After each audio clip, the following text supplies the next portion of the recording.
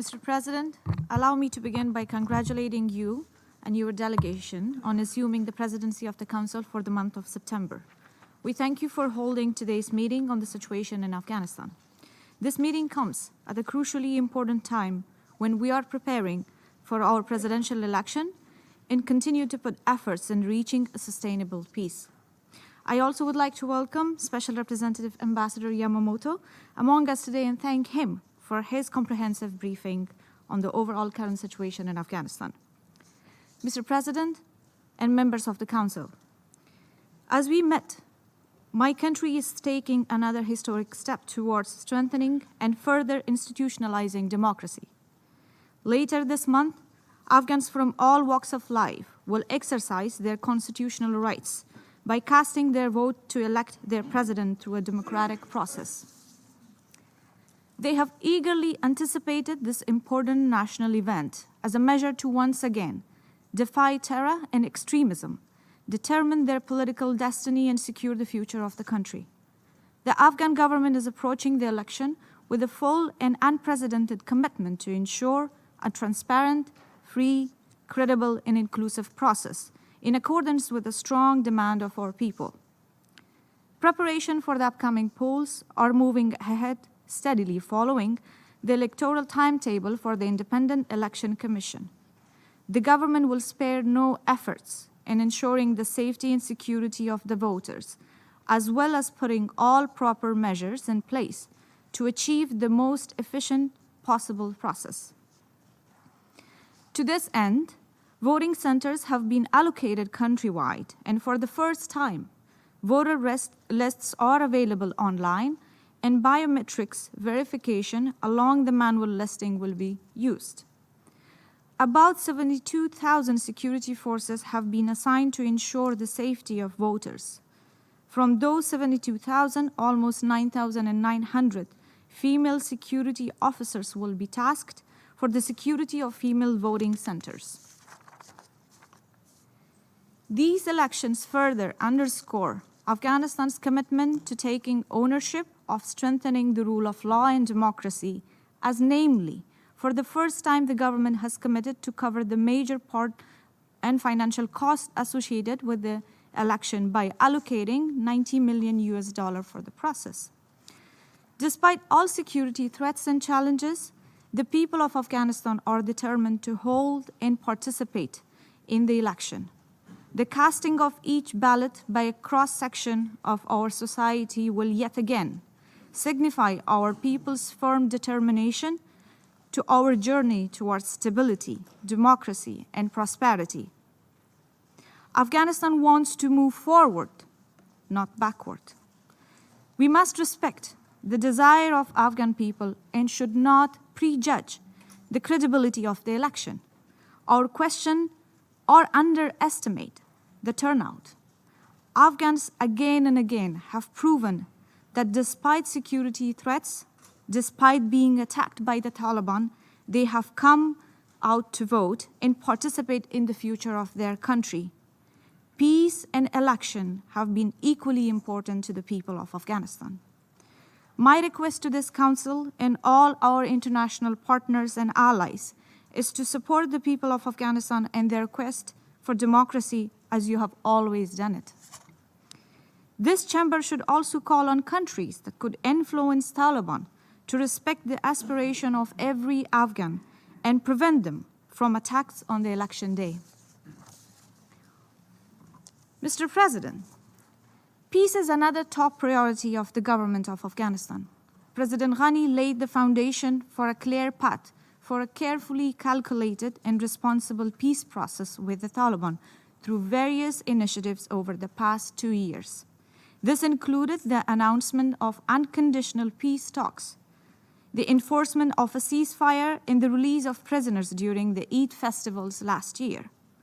Those measures were reinforced by the holding of a grand consultative Loya Jirga for peace in April this year, where 3,000 representatives from across the nation adopted a declaration laying out the roadmap for peace. The government of Afghanistan has welcomed all international initiatives in support of our peace efforts that will lead to a dignified and lasting peace, will preserve the shared gains we have made together, including but not limited to strengthening the Republic and women's constitutional rights.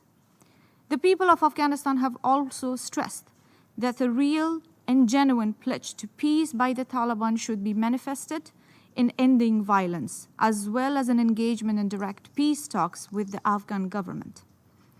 The government of Afghanistan, as always, remains committed to peace talks, conducted on a set of common principles in accordance with the demand and expectation of all Afghans from across the country.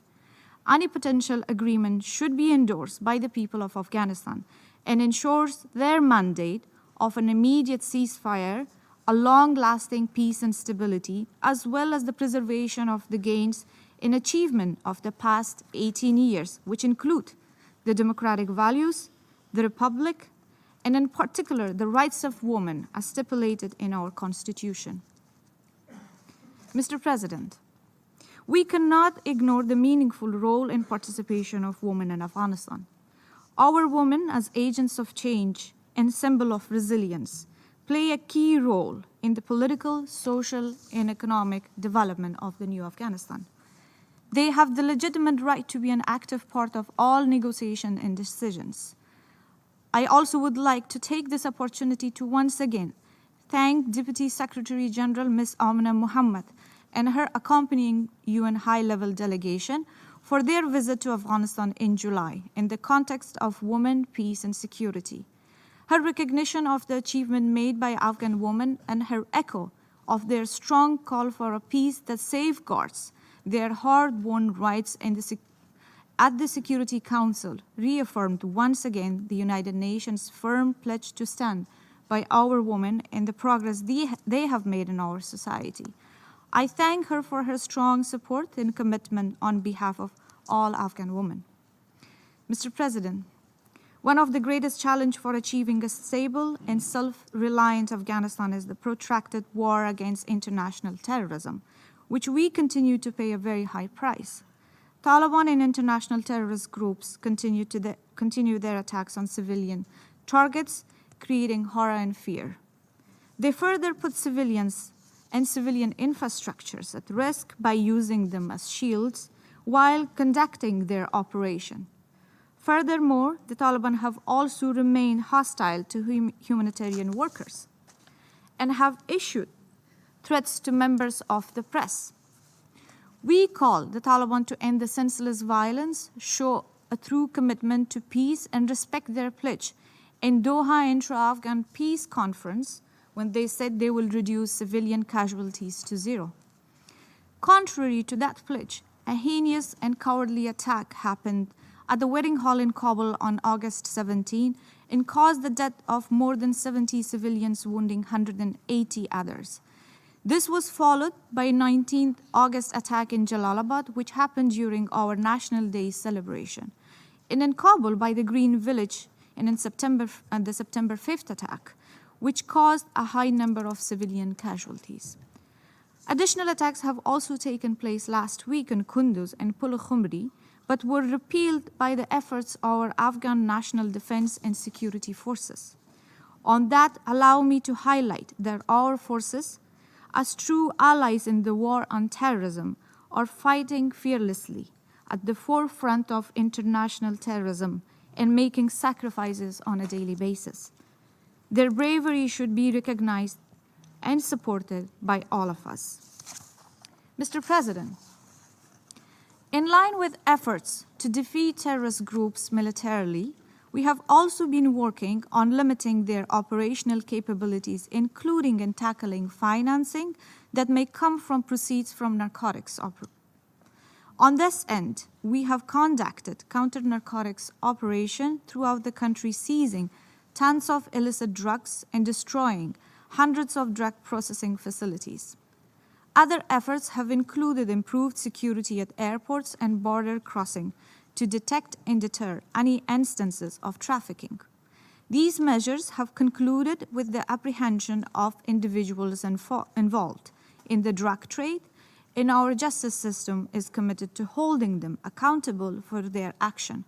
However, we must look into the issue of counter-narcotics in a broader term, demand in the supply chain, and consider it as a regional issue, and also look at it to a regional counter-narcotic strategy as an option.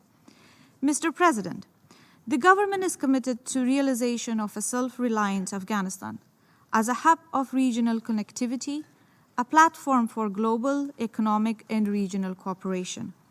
This has been witnessed by the implementation of several regional mega projects, which are already paying economic dividends in our country and, of course, beyond. Increased trade, investment, infrastructure, and development brought by these projects, coupled by other initiatives which also enhance regional efforts on security, especially in regards to the Heart of Asia Istanbul process, has shown the direction of this new Afghanistan as a regional platform of cordiality and cooperation.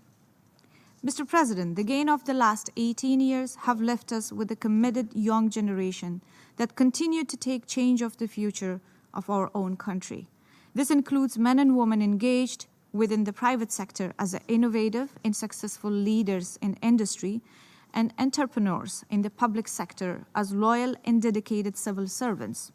Among these, women have reached new heights, taking leadership positions in various ministries. In standing by the re-emergence of our country and the spirit of this new generation, we thank the United Nations and our international partners for their support since 2001.